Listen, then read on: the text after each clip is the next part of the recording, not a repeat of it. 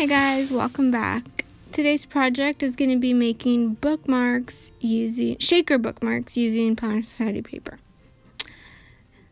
The first thing you need to do is, this is the Planner Society Christmas digital kit, so I'm just trimming down the ends because when you print it, it leaves a little border around it. So I'm going to be making a Christmas one and then one out of the November Planner Society kit. So that's what I'm doing right now. I'm cutting down that paper from the November kit. And the measurements for the bookmark are 2 inches by 7 inches. And that fits nicely in one of these sheet protectors that I picked up at Target. And it's for like the mini binders. And the 7-inch was able to fit in there with a little bit of hangovers.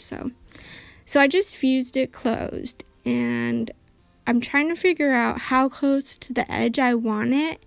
I saw some other tutorials and they said, not to make it too tight because the shaker bits won't be able to shake that well in there. So I think the first time I fused it, I didn't fuse it close enough. So it was just kind of too wobbly. So I fused it again, and then that left a little border, which had 2 fusing lines, I guess you would say. So I left it like that just because I liked the look, but you don't need to do that. So I just trimmed off part of the sheet protector where the holes would go if you were using this as a sheet protector. So yeah, now this is all my sequence, and I'm just gonna add a few here and there. I wasn't sure what colors to use, so I used that iridescent one. I used some silver sequins right here, and then that is silver glitter. And then I also had, you'll see it in a little bit, some pinks that matched the pink in the paper. So yeah, this Shaker box has a lot more of my colorful shaker bits. So I added that in there, and then I added some, it's not rose gold, but I guess it's like a champagne gold, not like gold. It's more softer. So now I'm just closing it up. Again, I left a little bit of space on the top just so it's not super tight. And I was just checking to see if it fused the whole way, because sometimes it doesn't fuse it the whole way. So now I'm just trimming off the excess. Then I'm just gonna punch it, and I have some eyelets, but I probably shouldn't have used these eyelets just because they're really tiny, and you'll see when I'm trying to put the ribbon in, it's a little difficult. So I would probably buy bigger eyelets for this project. If you have them, that's great, but yeah, these ones are super small. I believe 2 millimeters fits in it. Anything's bigger, it's not gonna fit, because I use those eyelets to make my traveler's notebooks, and the elastic is 2 millimeters and it fits fine in there. So right now I'm trying to figure out what I could use in that little tiny hole to, make the tag part that, you're going to see that's sticking out of your book or whatever. And I like the twine or burlap twine, whatever that is. But I did want to use this glittered ribbon right here to make a bow, but it becomes more difficult than I anticipated, but I do in the end make it work. So I think it did come out cute. I like it. So I tried cutting this in half to see if I could fit it in a little tiny circle, but it didn't work. So yeah, right now I'm just cutting it, which it took forever to cut in half. I don't know why. I think because it has some stretch to it. I don't know. So yeah, just fiddling with it, trying to, and then with my nails, it was even bigger loss. The nails didn't work, no. So yeah, there was no way I was gonna fit that through that little hole. So I ended up using that burlap twine or whatever it is. And I just tied a knot at the bottom of it. And then I decided, okay, let me tie a bow around this. And I'll have like some of that glittered pink ribbon. But again, I don't know if it's because of my nails or what the deal is. I could not tie the bow around it. So I had to tie the bow. I don't know. I came up with another alternative and it works just fine. Yeah, you can't really see me because I'm off camera. I don't know. It just didn't work right here.